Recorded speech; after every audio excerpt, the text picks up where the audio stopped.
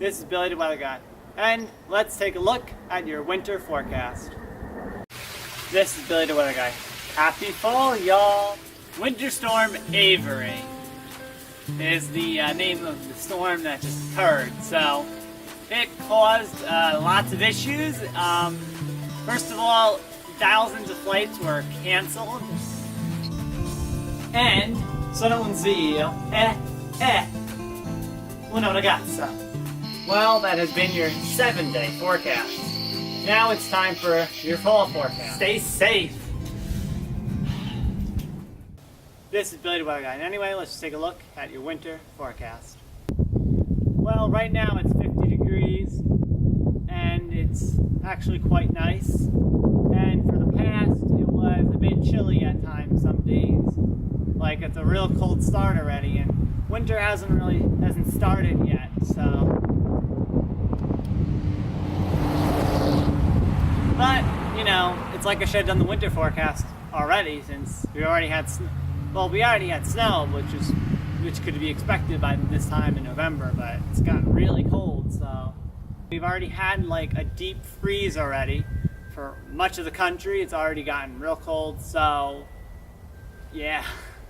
We had wind chills in the single digits here, and the temperature went down to 9 degrees one day, so yeah, that happened. So, since we've already had snow and we've seen a deep freeze for much of the country, I believe that for later on, for the rest of the winter, it will be a below average winter. It will be cold. As you see here in the image, from December to February, it's supposed to be much below average, like much below average. And I think February will be the coldest month for this winter. We will see the most below average temperatures occurring in February for the eastern half of the country. As you see, more in the northeast section. In some parts, more out west, are expecting warmer than average. That is happening.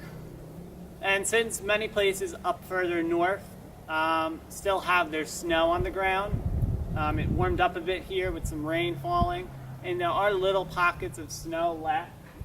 There's one right there, but it's pretty much melting here. Farther north, they still have snow, and since they already have snow, it's easier. A full layer of snow on the ground, it helps to keep it more colder, the temperatures. It helps to keep the heat out, since this is physics. The light from the sun reaches the earth, and we're talking about snow. So the light hits the snow, and the snow bounces it back into space. So that means, since the light's bouncing back, the heat ends up going back into space, and we lose much of the heat. So it keeps it colder. And also talking about the sun is having its minimum of its 11-year cycle, which is about sunspots.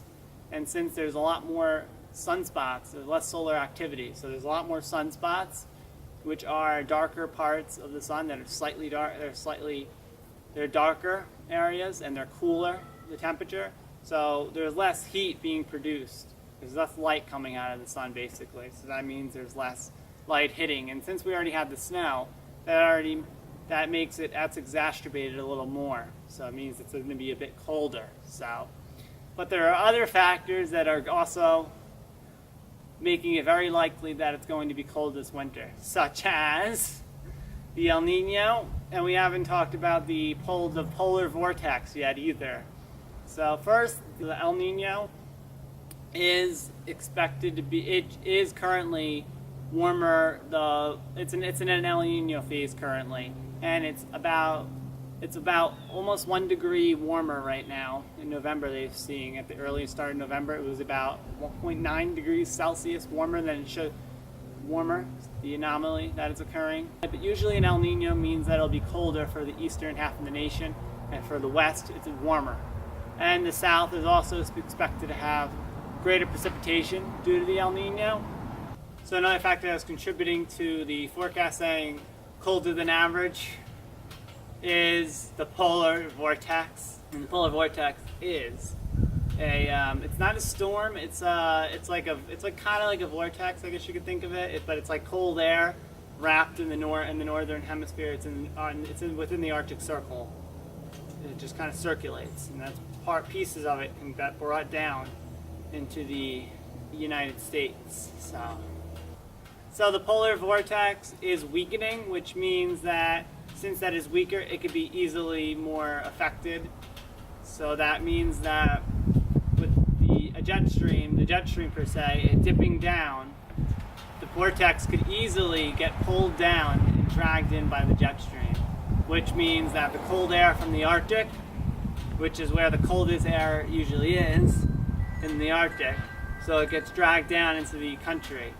So which means places like say southern Canada and the northern places of the United States and the South are likely going to experience really cold temperatures. Now this is shown in this picture right here. Now this picture shows the North American Oscillation, which in a negative phase, which is allowed, and the negative phase is the one you want for the really cold temperatures to be brought down from the Arctic. And the polar vortex is weak, remember, which means it's easily affected. It could easily be dragged down, that cold air.